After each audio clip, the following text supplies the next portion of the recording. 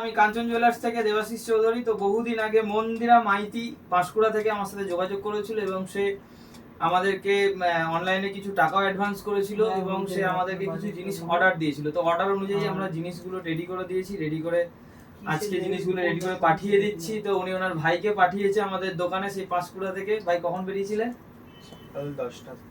সকাল 10টার সময় বেরিয়েছিল, এখন বাজে 5টা। এখন কাজ কমপ্লিট হলো, এখন আমি ভাইকে ছাড়ছি।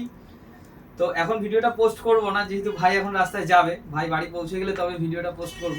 তো আমাদের দোকানে ভাই এসে কেমন লেগেছে? খুবই ভালো লেগেছে। আচ্ছা, যারা আমাদের ভিডিওগুলো দেখে, আমাদের জিনিসগুলো কি অথেন্টিক মনে হয়, বা যারা আসতে চায় তাদের আসলে কি সুবিধা অসুবিধা হতে পারে, একটু বলো তোমার অভিজ্ঞতা থেকে। সুবিধা আমি তো এইসব জানতাম না, আমার দিদি পাঠিয়েছে, সে দেখে সেই এইসব কেনাকাটা করছে, আমি তো জানি না এইসব, পাঠালো বলে। তো ওভারঅল তোমার আমার কাছে এসে কেমন লাগলো? মানে জিনিসগুলো কি অথেন্টিক মনে হলো? এখন তো ফেসবুকে বা ইউটিউবে ম্যাক্সিমামই ফেক হয়, সবাই বিশ্বাস করতে চায় না। জিনিসগুলো দেখে ভালোই মনে হয়েছে, নিয়ে যাচ্ছে এখন। ধন্যবাদ।